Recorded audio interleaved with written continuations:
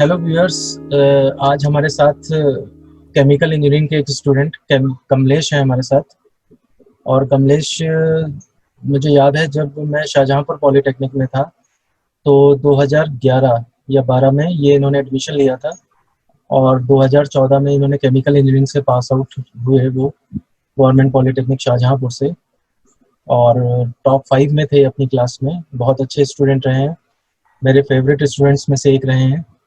तो आज मैं आप लोगों को इनसे इंट्रोड्यूस कराऊंगा और साथ ही साथ केमिकल के सारे स्टूडेंट्स ये जान पाएंगे कि एक सफल केमिकल इंजीनियरिंग बनने के लिए क्या क्या चीज़ों की ज़रूरत पड़ती है, किस किस तरीक़ों से आपको पढ़ना चाहिए, और जॉब के लिए क्या क्या प्रयास करने चाहिए, कौन कौन से कॉम्पिटिशन्स हैं जिनको फाइट करके आप अच्छी जॉब पर अच्छी जॉब पा सकते हैं।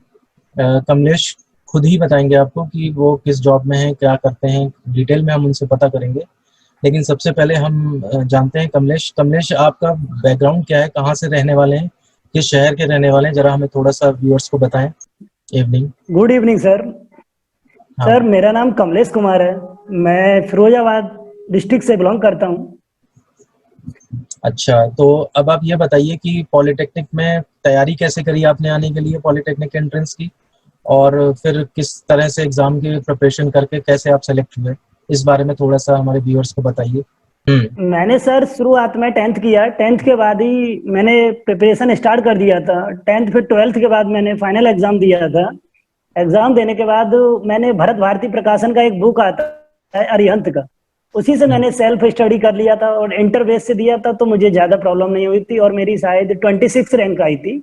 अच्छा, जी सर, बहुत अच्छी बात ऑल है ये ओवर, तो। और मतलब ऑल ओवर रैंक। अच्छा, फिर हमें ये तो जनरल बताएं। रैंक मेरी 26 थी। अच्छा जी, तो ये तो बहुत अच्छी बात है, बहुत अच्छी रैंक आई आपकी।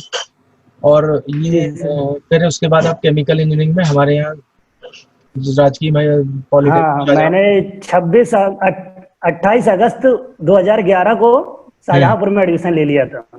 सही बात है। और मैं शायद उससे एक साल पहले ही बस शाहजहांपुर में पोस्टिंग हुई थी मेरी। यस, आप 1 साल पहले पोस्टिंग हो गई थी पोस्टिंग सर। हुई थी मेरी एक साल पे, ठीक है। जी सर। चलिए, तो अब आप ये बताइए, जब कॉलेज में एडमिशन लिया आपने, वहाँ का माहौल कैसा था, कैसे टीचर्स थे, क्या थे?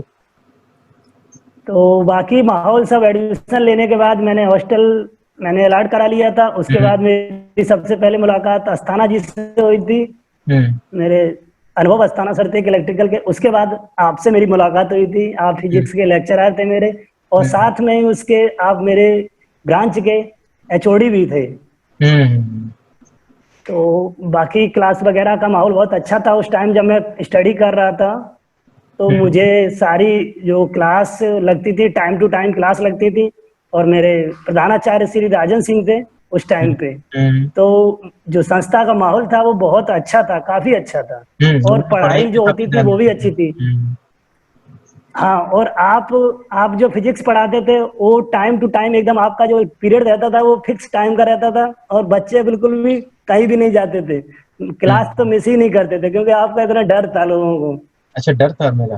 अच्छा अच्छा। हाँ, आपकी क्लास बहुत टाइम से होती थी और आप एक्स्ट्रा क्लासेस जो लेते थे उसका बेनिफिट ज्यादा जाता था बच्चों को। संडे को भी क्लास लेते थे आप। हम्म। फर्स्ट ईयर में मुझे याद है खूब अच्छे से कि आप बहुत क्लास एक्स्ट्रा टाइम में लेके बच्चों को पढ़ाते थे। हम्म। वो एक्चुअली मैं थोड़ा और जो डिटेल में फिजिक्स बताता हूँ। का जो अनुभव रहा है मेरा आज तक, मैंने इंटर तक जो फिजिक्स पढ़ी, हम्म। इंटर तक जो मैंने फिजिक्स पढ़ी, उस फिजिक्स का सर मुझे इतना ज्ञान नहीं हुआ जितना कि मैं डिप्लोमा में जाके आपसे फिजिक्स के बारे में सीखा। धन्यवाद इसके लिए। जो कॉन्सेप्ट आपने क्लियर करा है वो आज भी मुझे अच्छे से क्लियर है। चलिए, धन्यवाद उसके लिए। और मैं अब ये जानना चाहता हूँ कि केमिकल इंजीनियरिंग में जब आप तैयारी करते थे, तो केमिकल इंजीनियरिंग का जो कोर्स सब्जेक्ट है, फिजिक्स केमिस्ट्री को अगर हटा दें थोड़ी देर के लिए, तो केमिकल का कौन सा ऐसा कोर सब्जेक्ट था आपको जो सबसे टफ लगता था, और कैसे आपने मैनेज किया, कि कहाँ से नोट्स वगैरह किस तरीके से अरेंज किए, किस तरह से मतलब प्रिपरेशन करी आपने तीनों सालों में? फर्स्ट ईयर में बताइए, सेकेंड ईयर में और थर्ड ईयर में क्या क्या डिफरेंस था? एक्चुअल में क्या है सर, फिजिक्स जो हमारा फर्स्ट ईयर में केमिकल इंजीनियरिंग के जो मेन सब्जेक्ट रहते हैं वो दो ही रहते हैं। मॉस का रहता है और एक एमआईएम रहता है। तो थोड़ा सा जो टफ पड़ता है वो MIM पड़ता है, क्योंकि उसका कहीं मतलब सिलेबस नहीं मिल पाता है सही तरीके से और अच्छा। कॉन्सेप्ट तरीके से। उसमें क्या है, थोड़ी सी फर्स्ट ईयर में प्रॉब्लम होती है। ठीक। और रही बात सेकेंड ईयर की, तो सेकेंड ईयर में ऑलमोस्ट सारे सब्जेक्ट सही हैं। थोड़ा बहुत थर्मोडायनामिक्स में लोगों को प्रॉब्लम आती है, बाकी मैंने तो थर्मोडायनामिक्स की जो तैयारी की वो BSc लेवल से उठा के की थी, तो मुझे ज्यादा दिक्कत नहीं हुई। अच्छा हीट भी अच्छा। नॉर्मल हो गया, हीट मास बाकी सारे सब्जेक्ट सही हैं। हम्म। फाइनल ईयर में थोड़ा आता है हमारा उसका एक फाइनल ईयर में एक सब्जेक्ट है, उसमें थोड़ा सा प्रॉब्लम आता है। अच्छा अच्छा, तो उसका ये जो क्योंकि जो सिलेबस नहीं मिलता है। हाँ, जिनके सिलेबस नहीं मिले फिर उनकी प्रिपरेशन कैसे करी आपने? उनकी प्रिपरेशन कुछ नोट्स ले लिए, हमने हमारे जो सीनियर्स थे उनसे कुछ नोट्स लिए, कुछ बुक्स से, कुछ इंटरनेट की हेल्प करके हमने नोट्स बनाए और उनसे हमने स्टडी की। बाकी अच्छा। यही हमारे पास उस टाइम का पीरियड था कि नेट भी नहीं था, ज्यादा यूज नहीं होता हम्म। था इस टाइम की तरह से, तो अच्छा अच्छा। हेल्प ली उस हिसाब से। First year, second year, third year hmm. तीनों में नॉर्मल ही रहा। मुझे जहां तक है कि मेरा जो मैंने स्टडी की उस हिसाब से मोस्ट मेरे लिए सारे फर्स्ट ईयर से लेकर फाइनल तक मुझे किसी सब्जेक्ट में ज्यादा प्रॉब्लम नहीं हुई। ठीक ठीक ठीक। तो मैं ये फिर जानना चाहता हूँ कि बच्चे ये भी जानना चाहते हैं कि कितना टाइम आप देते थे पढ़ाई के लिए, और सुबह ज़्यादा पढ़ते थे कि रात में लेट नाइट ज़्यादा पढ़ते थे, कुछ इस बारे में बताएं। एक्चुअली में क्या था, हॉस्टल की लाइफ थी, तो सुबह तो जब पूरे दिन 9 बजे से लेके 5 बजे तक तो कॉलेज टाइम बीत जाता था। ठीक। उसके हाँ। बाद 5 बजे के बाद जाने के बाद 2 घंटे रेस्ट रहते थे। उसके बाद शाम को 7 बजे के बाद खाना खाने के बाद स्टडी करते थे 12, 1, 2 बजे तक। फिर हम्म। सुबह उठ जाते थे 5 बजे के टाइम पे, तो वहां से फिर तैयार होना, फिर खाना आना खाना का टाइम पीरियड, तो हमारा मोस्टली रात में ज्यादा स्टडी का टाइम रहता था। ठीक ठीक, यानी कि बच्चों को रात को ज़्यादा स्टडी करनी चाहिए, लेट नाइट। हाँ, हॉस्टल लाइफ में तो, क्योंकि हॉस्टल लाइफ में सर थोड़ा सा वो भी रहता है, कंडीशंस रहती हैं कुछ हम्म। सीनियर्स की, जूनियर्स की, तो वो सब अच्छा, देखना पड़ता है। समझ रहा हूँ मैं। तो उस हिसाब से स्टडी ठीक। करना पड़ता है, तो अपना टाइम निकाल के अलग से हम्म। स्टडी करना पड़ता है। फर्स्ट ईयर में थोड़ा सा प्रॉब्लम होता है, सेकेंड हम्म। ईयर, थर्ड ईयर में तो कोई प्रॉब्लम ही नहीं होता है। अ, अच्छा, वो चीज़ें बताइए मुझे कि और बच्चों से आप आगे कैसे निकल पाए? जो केमिकल के और बच्चे थे और आप फोर्थ पोजीशन पे आए, टॉप 5 में शामिल हुए, तो ऐसा कैसे हो पाया? क्या एक्स्ट्रा आपने ऐसा किया जिसकी वजह से आप और बच्चों से थोड़ा आगे निकल पाए? क्या सिलेबस में कुछ डिफरेंस एक्स्ट्रा आया नहीं, बस या? इतना ही मैंने किया, थोड़ा सा कॉन्सेप्ट लेके स्टडी की बस, हम्म। कॉन्सेप्टुअल स्टडी की।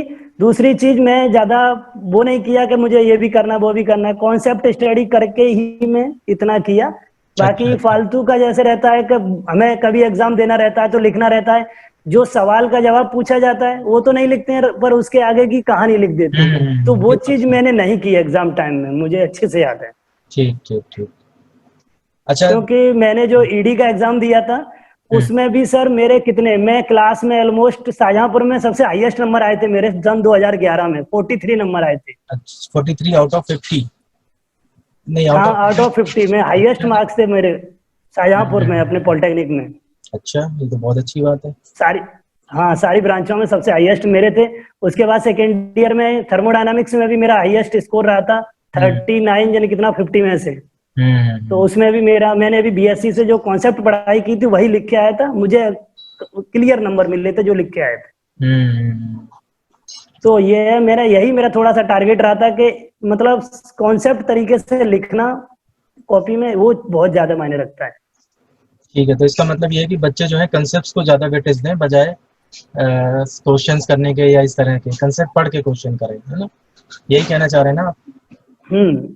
हाँ हाँ सर, ज्यादा पढ़ने से अच्छा है कि आप कॉन्सेप्ट को क्लियर करके चलें और कॉन्सेप्ट तरीके से लिख के चलें कॉपी में, आप अच्छे नंबर हम्म। गेन कर सकते हैं। ठीक ठीक ठीक। अच्छा, ये अगर बताइए आप। क्वेश्चन पूछ रहा है 5 नंबर में, हम्म। तो आप 5 नंबर में पूछ रहा है तो आप 5 नंबर के हिसाब से ही उसको लिखिए, ना कि 1, 2 पेज भर दो। उसमें कोई मतलब नहीं, जो पूछ रहा है उसी के विवरण का आंसर दीजिए। अगर उसने पूछा सपोज दैट थर्मोडायनामिक्स में क्या फर्स्ट लॉ क्या है, तो हमें हम्म। फर्स्ट लॉ के बारे में ही उतनी जानकारी देनी चाहिए कि फर्स्ट लॉ ये है और ये इसकी इक्वेशन है, ये इसके सिद्धांत पे काम करता है, इसके ये लिमिटेशंस हैं। तो वो हम्म। चीज जरूरी है। तो अब बताइए आप कि आजकल आपकी पोस्टिंग कहाँ है, कहाँ काम कर रहे हैं, या पहले आप हमें ये बताइए कि आपने अभी पहली पोस्टिंग, एक मिनट, पहली पोस्टिंग कहाँ से आपकी हुई, क्या तैयारियां करी आपने थर्ड ईयर के बाद? क्या थर्ड ईयर में ही सिलेक्शन हो गया था आपका या उसके बाद आपने स्ट्रगल किया? सबसे पहले क्या हुआ था, एग्जाम देने के बाद, प्रैक्टिकल खत्म होने के बाद मैं सिप्ला कंपनी में जॉब किया। इसके लिए क्या कैंपस सिप्ला इंटरव्यू हुआ कंपनी में था या मैंने क्या? फर्स्ट ऑफर था मेरा। नहीं, कहाँ से जॉब लगी, कैसे? नहीं, वो डायरेक्ट मैंने कुछ सीनियर्स की हेल्प से वहाँ पे मतलब हम्म। मेल आईडी लेके वहाँ पे सीवी भेज दिया, तो वहाँ से मुझे कॉल आया, मैं अच्छा अच्छा इंटरव्यू अच्छा। देने गया, ठीक है। वहाँ मेरा सिलेक्शन हो गया। तो हम्म। मैं 1 मंथ वहाँ पे काम किया। हम्म। उसके बाद मेरा माइंड ऑफ चेंज हो गया, क्योंकि मुझे फार्मा सेक्टर में इंटरेस्ट ही नहीं था शुरू से। ठीक मुझे ठीक। फर्टिलाइजर और रिफाइनरी में इंटरेस्ट था, शुरू से इंटरेस्ट था। तो मैंने अच्छा। वहाँ से छोड़ के मैंने रिफाइनरी में IOCL R&D सेंटर में मैंने ज्वाइन किया कॉन्ट्रैक्ट। हम्म। मैंने 6 मंथ या 8 मंथ मैंने किया। उसके बाद मुझे तुरंत कानपुर फर्टिलाइजर से कॉल आ गया, तो मैं उधर शिफ्ट हो गया। कानपुर फर्टिलाइजर में मैंने 3 इयर्स काम किया इन अमोनिया प्लांट। हम्म। फिर उसके बाद मेरा कई जगह गवर्नमेंट में भी सिलेक्शन हुआ, पर फाइनली मतलब इंटरव्यू वगैरह के स्टेज बाद फाइनल लिस्ट जो आती है उसमें नहीं हो पाया। तो मेरा अभी 2 साल पहले मैं भारत उमा रिफाइनरी में सेलेक्ट हो गया। तो चाहिए मैं कहाँ फिर पर? अभी 2 साल से यही कार्यरत हूँ। कहाँ पर है ये? ये भारत उमा रिफाइनरी BPCL का जॉइंट वेंचर है, एक तरीके से BPCL की कंपनी है। ये भोपाल में बीना के पास में पड़ती है। अच्छा अच्छा अच्छा। तो इस जॉब में हम्म। आपको क्या क्या करना पड़ता है, ये थोड़ा सा इस बारे में बताएं, क्या क्या फंक्शंस हैं आपके, कौन कौन सी एक्टिविटी आप इस जॉब में करते हैं? इस डिप्लोमा केमिकल डिप्लोमा इंजीनियर जो होता है ना सर, वो फील्ड ऑपरेशन के लिए नियुक्त किया जाता है हर हम्म। जगह पर। हम्म। उसके बाद कुछ टाइम बाद अगर वो सक्सेस हो जाता है, मतलब 10 साल 8-10 साल बाद, तो उसको शिफ्ट कर दिया जाता है पैनल एनल पे। अच्छी जब रेपुटे मतलब एक कंडीशन रहती है प्लांट में, सब हम्म। उसी कोई मतलब प्रॉब्लम नहीं आती है, अच्छे तरीके से मैनेज कर लेता है बंदा, तो उसको थोड़ा सा ऊपर अच्छी पोस्टिंग मिल जाती है डिप्लोमा बेस से। स्टार्टिंग में सैलरी क्या थी और अब क्या है, थोड़ा सा बता सकें इस बारे में, लगभग एक आइडिया? और यहाँ सब डिप्लोमा का काम जो होता है वो फील्ड ऑपरेशन का होता है, टोटल फील्ड ऑपरेशन होता है। जो आपकी पहली जॉब थी उसकी सैलरी क्या थी, और जो आप जॉब कर रहे हैं इसमें स्टार्टिंग किससे करी आपने सैलरी से? सैलरी वाइज बताइए, क्योंकि बच्चों में ये कंफ्यूजन रहता है कि कौन सी ब्रांच को अडॉप्ट करें जिससे कि हमें ज़्यादा सैलरी मिले। तो मैं ये बच्चों को बताना चाहता हूँ कि देखिए, मतलब नॉर्मल एक पॉलिटेक्निक करके भी आदमी कितनी ऊंचाई तक पहुंच सकता है।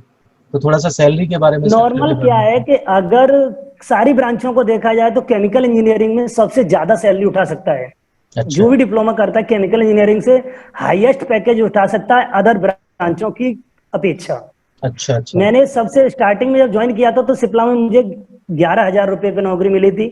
मैंने हम्म। वहां से डिसीजन लेके छोड़ दिया था। अच्छा अच्छा। उसके बाद जब मैं कानपुर में ज्वाइन किया तो मुझे 21,000 इन हैंड आता था। कानपुर में किस फिर कंपनी उसके में? बाद जब मैं BORL में 21 कानपुर में, कानपुर में किस कंपनी में, कंपनी कानपुर का नाम क्या? फर्टिलाइजर है। अच्छा अच्छा कानपुर में कंपनी का ही नाम है कानपुर फर्टिलाइजर अच्छा अच्छा एंड अच्छा। केमिकल लिमिटेड, ठीक ठीक। जो चांद छाप यूरिया बनाता है, जेपी का प्लांट है, तो वो अच्छा। अंडर में आता है जेपी के। हम्म। जेपी ग्रुप की कंपनी है वो। हम्म। चांद छाप यूरिया ब्रांड है उसका, यूरिया बनाता है। तो मैं ठीक अमोनिया ठीक। प्लांट में था।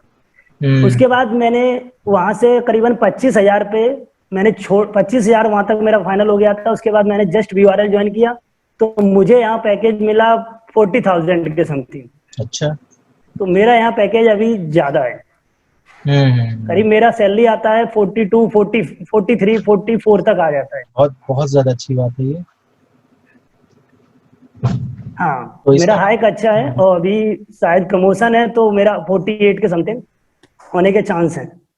ठीक ठीक ठीक। तो सिविल अदर गवर्नमेंट जैसे सिविल से भी अगर बंदा केमिकल इंजीनियरिंग का बंदा अगर वो प्राइवेट सेक्टर में भी जॉब करता है तो भी उसको अच्छी सैलरी हम्म। मिलती है अदर ब्रांचों की अपेक्षा। ठीक ठीक ठीक। अच्छा, आपकी ट्रेड के तो बच्चे मैं यही और? कहूंगा कि केमिकल हम्म। इंजीनियरिंग जो डिप्लोमा है वो बेस्ट हम्म। बेस्ट है, अदर ब्रांचों की अपेक्षा बहुत ज्यादा बेस्ट है। जॉब लगने के चांस ज्यादा हैं और सैलरी भी अच्छी मिलेगी। जॉब अच्छा। के तो 100% हम्म। चांस है सर केमिकल इंजीनियरिंग में। बस बच्चों को यही चाहिए कि पढ़ाई करते रहें, सही से कंसेप्ट क्लियर रखें, ताकि इंटरव्यू वगैरह कॉन्सेप्ट फाइट कर क्लियर, सकें। क्योंकि हाँ। वो कॉन्सेप्ट जो होते हैं ना सर, वो फील्ड में भी काम आते हैं अपनी जॉब में। जो फील्ड ऑपरेशन होता है, जैसे रिफाइनरी है, अब हमें किसी चीज के बारे में कॉन्सेप्ट, थर्मोडायनामिक्स है, थर्मोडायनामिक्स में जूल थॉम्सन कोफिशिएंट अगर हम पढ़ते थे वहां पे, अगर हमें वो क्लियर नहीं है तो यहाँ वर्क नहीं कर पाएंगे, कुछ भी अच्छा घटना हो सकती है। अच्छा अच्छा अच्छा। हाँ, तो हमें हर कॉन्सेप्ट को यहाँ लागू होता है, जो पढ़ते हैं वो कॉन्सेप्ट हमारा इधर लागू होता है, 100% है। तो हम्म। उसको इसीलिए केमिकल इंजीनियरिंग में कॉन्सेप्ट क्लियर करके पढ़ना चाहिए। ठीक ठीक। अच्छा, इंटरव्यू में क्या क्या पूछा गया आपसे इस जॉब के इंटरव्यू में? जिस जॉब पे आप काम कर रहे हैं, इस जॉब में इंटरव्यू में क्या पूछा गया था?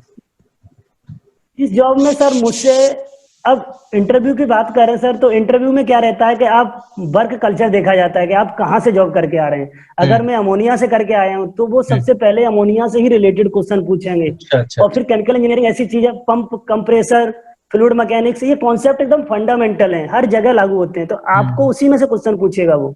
पंप क्या अच्छा होता है, अच्छा। कंप्रेसर क्या होता है, तो वो तो कहीं पर भी इंटरव्यू देंगे वो फंडामेंटली होता है, हर जगह पूछेगा। नहीं, और अगर बच्चा पहली बार कोई जॉब के कुछ लिए सेफ्टी इंटरव्यू दे रहा है? रिलेटेड बिहेवियर पूछते हैं, मैं पूछ रहा हूँ कि तो भी सर वो फंडामेंटली पूछेगा आपसे। अच्छा। फ्लूइड मैकेनिक्स है, हम्म थर्मोडायनामिक्स है, मास ट्रांसफर है, हीट हम्म ट्रांसफर है, ये 4 सब्जेक्ट तो 100% पूछेगा।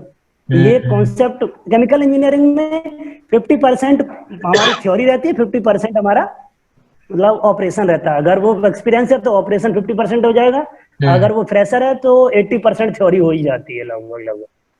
सही बात है। अच्छा, और कौन कौन से, मतलब अगर आप केमिकल इंजीनियरिंग करा हुआ बच्चा है तो और कौन कौन सी फील्ड है जिसमें जा सकता है वो? और कौन केमिकल सी इंजीनियरिंग के लिए रिफाइनरी है, फर्टिलाइजर है आपका, हम्म, उसके बाद फार्मा है। ये 3 सेक्टर तो आपके पास ऐसे मिल ही जाते हैं हमारे इंडिया में, ऑल ओवर में, कि हमें मोस्ट जॉब मिल ही जाती है। केमिकल का अच्छा। जो 3-4 ही जगह पे ज्यादा काम है। ठीक ठीक ठीक। अप्रेंटिस वगैरह के बारे में कुछ बताइए, आपने कैसे करी, कहाँ से करी? अप्रेंटिस, अप्रेंटिस में अगर आजकल तो अच्छा स्कोप है। हम जब हुए थे कॉलेज से पास आउट, तो उस वक्त अप्रेंटिस को इतनी वैल्यू नहीं दी जाती थी, बट अच्छा अब तो अच्छा। बहुत ज्यादा वैल्यू है अप्रेंटिस की। हम्म। अभी अप्रेंटिस के लिए क्या रहता है सर, आईओसीएल में भी वैकेंसी आता है, एचपीसीएल में भी आता है, बीपीसीएल में भी आता है, गेल में भी आता है, ओएनजीसी में भी आता है, अच्छा। बहुत सारी जगह अप्रेंटिस, क्रिप्को में भी आता है, हम्म। तो फर्टिलाइजर में भी आता है, बहुत सारी जगह, तो वो अप्लाई कर सकते हैं। अब एक रूल आ गया अप्रेंटिस का कि हमें वो बोर्ड से ही कराना पड़ेगा, नेशनल अप्रेंटिस बोर्ड है, उसके थ्रू ही रजिस्ट्रेशन होगा तभी हमको अप्रेंटिस मिलेगा, या फिर कैंपस हो जाए तो अप्रेंटिस हो जाएगा। अच्छा अच्छा, तो उसमें क्या रजिस्ट्रेशन फाइनल ईयर के दौरान कराना चाहिए या कौन कब फाइनल कराना? ईयर के पास आउट होने के बाद अच्छा, उस तब उसमें रजिस्ट्रेशन होता है। मार्कशीट मांगते हैं उसमें। ठीक ठीक। और कौन सी बातें आप बच्चों को बताना चाहेंगे कि ताकि बच्चे अपना कैरियर अच्छी तरह से बना सकें? बस यही मैं कहना चाहूंगा, जो बच्चे हैं जो केमिकल इंजीनियरिंग से डिप्लोमा कर रहे हैं, तो फर्स्ट ईयर में पढ़ाई में थोड़ा ध्यान दें, सेकंड ईयर और थर्ड ईयर तो बहुत डीपली ध्यान देना चाहिए उन्हें, ताकि हमें कोई भी इंटरव्यू फाइट करने में प्रॉब्लम ना हो। हम्म मेरा कहने का उद्देश्य यही रहेगा सभी से, जितने भी डिप्लोमा इंजीनियर्स हैं, कि कॉन्सेप्ट सेकेंड ईयर और थर्ड ईयर को कॉन्सेप्टली पढ़ के करें, हम्म। तो इंटरव्यू में कभी कोई परेशानी नहीं होगी सर। ठीक ठीक ठीक। तो कमलेश, बहुत बहुत धन्यवाद आपका, आपसे मिल करके, दोबारा मिल करके बहुत अच्छा लगा हमें। और बच्चों, जो ये बच्चे वीडियो देख रहे हैं, वो बच्चे ध्यान दे दें एक बार फिर से, अगर वीडियो को बीच में देखना स्टार्ट किया है, कि कमलेश हमारे टॉप 5 स्टूडेंट्स में से थे केमिकल इंजीनियरिंग के। सन 2014 से पास आउट हुए हैं, ये राजकीय पॉलिटेक्निक शाहजहांपुर से। तो आज हमने इनसे काफ़ी कुछ जाना। हालांकि मैं केमिकल इंजीनियरिंग बैकग्राउंड का नहीं हूँ, लेकिन ये वीडियो हम इसलिए शूट कर रहे हैं कि ताकि केमिकल इंजीनियरिंग के जो बच्चे आजकल हैं, जो इस ट्रेड से डिप्लोमा कर रहे हैं, वो अपने लिए देख सकें कि क्या अपॉर्चुनिटीज़ हैं, किस तरह से उनको मैनेज करनी है चीज़ें, ताकि वो अपनी लाइफ में अच्छा स्कोर कर सकें और अच्छी जॉब पा सकें, अच्छा पैकेज ले सकें।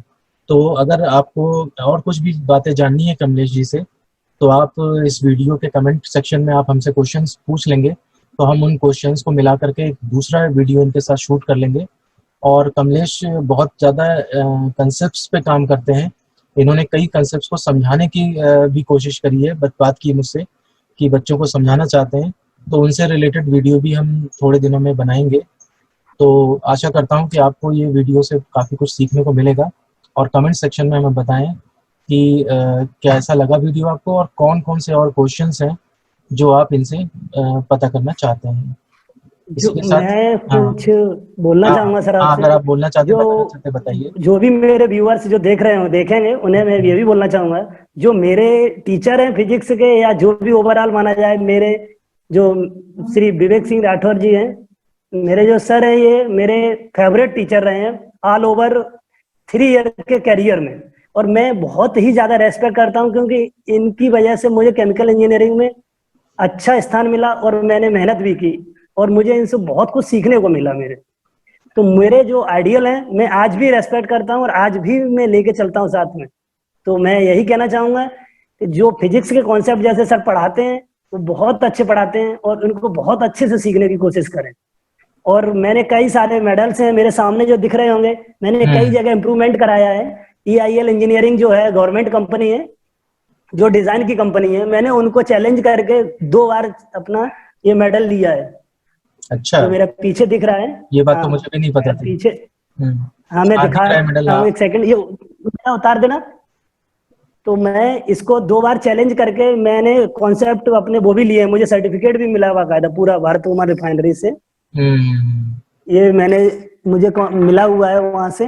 तो ये जो मेरा है ये फर्स्ट ऑल ओवर अच्छा। रिफाइनरी में ये मेरा फर्स्ट अप्रिसिएशन मिला है मुझे।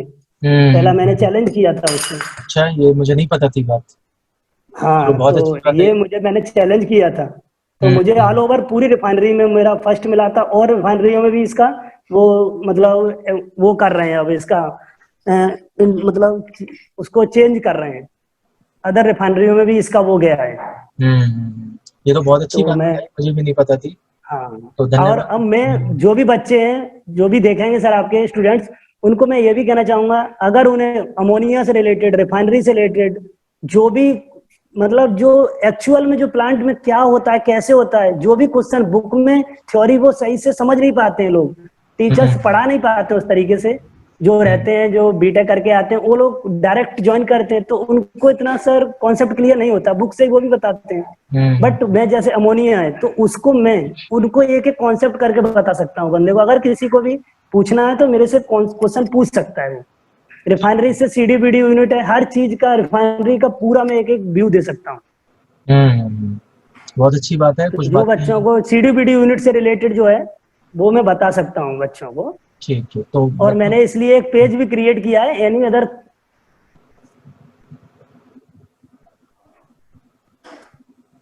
बाकी कॉन्टैक्ट सर मुझे आपसे मिलकर बहुत खुशी हुई, आपने मुझे ये प्रेफरेंस दिया नहीं, और ऐसी बात नहीं है। बहुत खुशी हुई इस बात से मुझे। तो तुमने मेरी भी तारीफ़ करी, काफ़ी कुछ ज़्यादा ही कर दी मेरी तारीफ़, ऐसी बात नहीं है, इस लायक मैं नहीं हूँ ज़्यादा। और बहुत अच्छी लगा आपसे मिलके कमलेश। नहीं नहीं, एक्चुअल में सर जो तारीफ मैंने तो शुरू से ही तो आपके हाँ, तो मैं बाकी व्यूअर्स से बताना चाहूँगा कि अगर जो इन्होंने बताए हैं कमलेश ने, वो कॉन्सेप्ट्स अगर आपको चाहिए तो आप कमेंट बॉक्स में हमें लिखें। हम उनके ऊपर भी एक वीडियो बनाएँगे डिफरेंट डिफरेंट कॉन्सेप्ट्स पे, जो आपको टफ लगते हैं या जो कॉन्सेप्ट्स आपको बुक में नहीं मिलते, नोट्स में नहीं मिलते हैं, उन चीज़ों से रिलेटेड वीडियोज़ भी हम बनवाएँगे। कमलेश से रिक्वेस्ट करेंगे कि वो उसके बारे में भी हमें व्यूअर्स को बताएँ। तो आपको कैसा लगा ये वीडियो आप कमेंट सेक्शन में बताइएगा हमें, और आशा करता हूँ कि आपको इससे काफ़ी फ़ायदा मिला होगा। इसी के साथ मैं ये वीडियो ख़त्म करता हूँ। धन्यवाद। Thank you sir.